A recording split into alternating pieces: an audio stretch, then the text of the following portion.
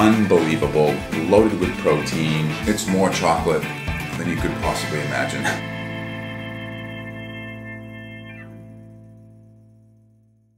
Welcome back to the Anabolic Hub, where we make anabolic deliciousness. We're back inside my kitchen today, and we're doing an inspiration recipe from Tennyson in his apple fritter. We're going to be doing an anabolic chocolate chip fritter. If you like fritters and you like chocolate, this is going to be the match made in heaven for you. It is most definitely going to be ideal for any shredding plan, any main gaining plan, and definitely any weight loss plan. So, with no further ado, let's get things started by having a look at the ingredients. Here we go. All-purpose flour, chocolate casein protein powder, Swerve, brown baking powder, the one ingredient to rule them all, salt. I can't believe it's not butter, the light one. Cocoa powder, unsweetened almond milk, plain non-fat Greek yogurt, mini chocolate chips, vanilla extract, and Swerve confectioners. And if you've seen any of my other fritter recipes, you know exactly how this one's gonna go to get things started here. We're gonna be mixing together some dry ingredients, mixing together some wet ingredients, and combining the two for some anabolic deliciousness. So let's get things started by mixing our dry ingredients first. First ingredient's going to be 30 grams of our all-purpose flour.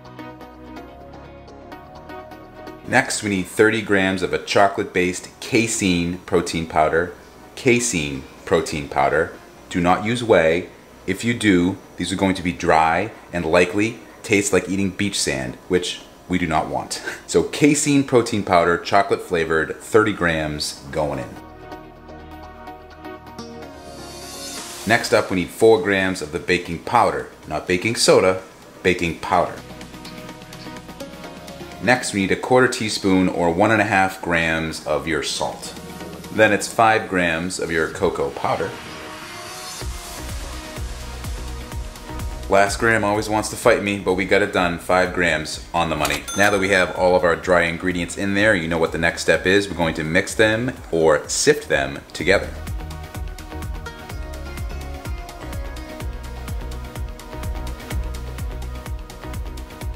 I can't overemphasize the need to sift these ingredients together. You want to disperse that baking powder all around, because the last thing you want is to have chocolate chip pancakes. We're going for fritters here. We want a nice, even bake. Now it's time to add in our wet ingredients. The first one's going to be 84 grams of our fat-free Greek yogurt. Negative scale measuring system. And with that little bit of Greek yogurt left on the spoon, we have 84 grams of the non-fat plain Greek yogurt. Exactly. And the next wet ingredient is going to be 14 grams of your I can't believe it's not butter, the light one, or any low-calorie butter. And after we get those 2 wet ingredients in there, we just want to give this a quick mix-up. Scrape down the wet ingredients on your spoon. One more quick mix. And once you have this beach sandy type texture with your mixture, that's about as far as you can take it. We have to put in a wet ingredient, which is going to be almond milk. So here's a fun little fact that I noticed when I looked at my YouTube analytics. And those of you who don't know what that is, don't worry about it. But apparently only half of you that are subscribed to my channel actually watch my videos, according to the analytics. That means 50% of you watching this right now aren't subscribed to my channel. So do me a favor, along with smashing the like button, why don't you consider subscribing if you're not subscribed? I'd love to have you on board, cranking out lots of recipes. Love to have you on the train. And it would be also great if in the comment section down below, you could tell me what your favorite chocolate dessert is. Okay, that's it. Back to the video.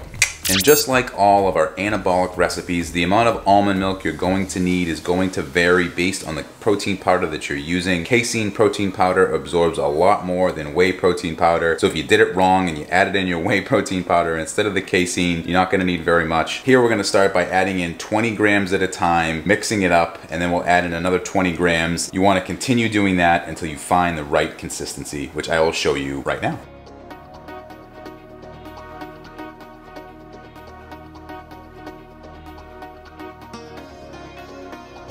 And once you start to get this type of consistency here where you have some wet dough but it's not too soupy, definitely shouldn't be soupy, should be a little challenging to run the spoon through it, shouldn't see any dry parts. Once you have something that resembles this, you're good to go. The next wet ingredient we're going to be putting in is going to be 24 grams of our Swerve brown sugar.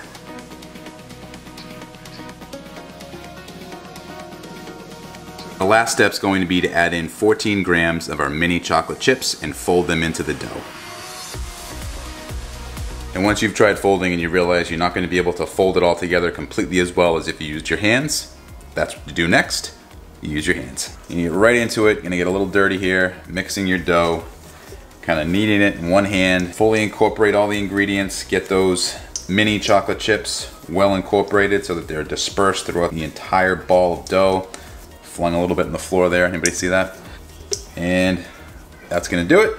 As you can see, you will get a little bit dirty during this recipe, but that's okay. Hopefully at this point you've already decided how you're going to be cooking your fritters. Either it's going to be the air fryer or your conventional oven. And if you do want to cook it in the air fryer, you want to do like I'm doing here, have a piece of parchment paper cut out that's going to fit perfectly into your air fryer basket. If you're going to be using your conventional oven, you just want to line your cookie sheet or whatever you're cooking these on with parchment paper. And then it's time to make your 2 clumps with the dough that we have here. We're going to divide it up as even as possible. Have some water here by my side so that we can get the fingertips a little wet so the dough doesn't totally stick to them, because we want all that anabolic deliciousness to be in the fritter and off the hands.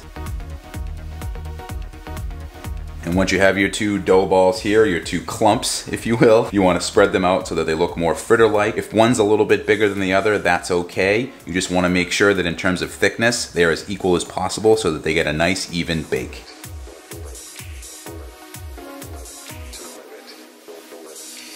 And once you have your 2 fritters formed out on the parchment paper, the next step is to cook them up. As I said, you have 2 different choices as to how you're going to bake these up. You can use the air fryer that you would set to 350 degrees Fahrenheit or 175 degrees Celsius for 6 to 8 minutes. Or if you want to use a conventional oven, you can set it to 375 degrees Fahrenheit or 190 degrees Celsius for 15 to 18 minutes. Definitely check it along the way. A lot of ovens cook differently. Start on the lower end, start looking, check it out, see if it's ready. If not, go a little bit longer, check it every minute. All right, that's enough talking about how we're gonna cook them. Let's get to it. Over to the air fryer.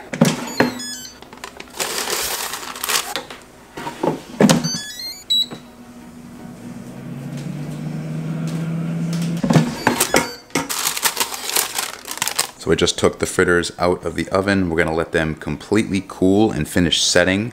While we're waiting, we're gonna go ahead and make our chocolate glaze. So we're trying to keep this glaze simpler than last time. It's only going to be these 4 ingredients here. We just need to be very precise with how we measure everything out, even the part we have to eyeball. So let's get to it right here. We're gonna get things started with 16 grams of our Swerve confectioner sugar. It fought me, and in a fit of rage, I added 2 extra grams, so I'm gonna take those out. Next, we're gonna put in 3 grams of our cocoa powder. And this is where it gets very tricky. You wanna be very careful when you're pouring in your almond milk. You do wanna have a glaze consistency, and if you add too much almond milk, it's going to be too soupy and it's just gonna run off your fritters. So add less than you think you need, because as I always say, you can put more in, but you can't take any out.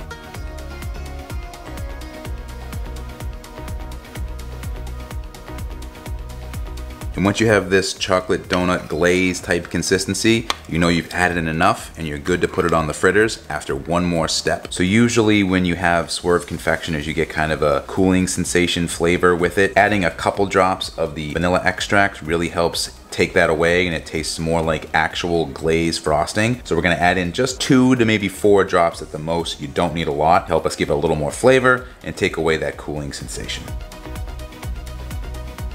And give it another quick mix. And by now, our fritters are cooled off and ready for the glaze to go on. So let's get that going so we can get over to the taste test table. So with the glaze, you can put it on however you want. If you just want to spread it across the fritter like a glazed donut, you can do that. If you want to be a little fancy and drizzle it across, you can do that. We're gonna go the fancy route here and drizzle it across to try to make it look a little bit prettier.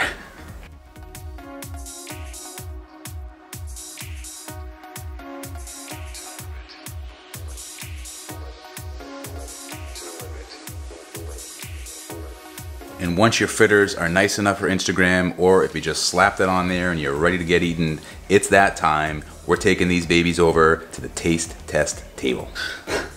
And we're back at the taste test table yet again to try yet another fritter recipe inspired by Will Tennyson. His original apple fritter set the bar very high. I love playing around with these variations. If you haven't tried my other ones, I highly recommend that you do. The strawberry cheesecake version, the blueberry version, absolutely delicious. If you haven't tried them already, you must try them today. Just like this one, if you're a chocolate person, if you're a fritter person, heck, if you're a chocolate glazed donut person, if you like chocolate on top of chocolate with more chocolate chips than last time, this is going to be the anabolic recipe for you. No doubt in my mind. This is so good, and you get two of them. Two of these delicious chocolate chip fritters. Unbelievable, loaded with protein, plenty of fiber. It's definitely going to be ideal for whatever fitness goals you have in mind. If you're looking to gain muscle, if you're looking to stay full and lose weight, if you're looking to shred, this is gonna put you right where you need to be for your macros at the end of the day. An ideal snack, filling, satisfying, chocolatey deliciousness. But let's stop talking about it. Let's eat it. Here we go. First bite, best bite. Always, don't care what you say, picking one up. Oh, I gotta give you a close-up look before I try it. Look at that, chocolate glaze, chocolate fritter. Oh, absolute deliciousness right there. If you like chocolate, you gotta try it. As I was saying, first bite, best bite. Don't care what you say, here we go. Oh, it's more chocolate than you could possibly imagine. Between the chocolate casein powder, the mini chocolate chips, the chocolate glaze, it's heaven for a chocolate lover.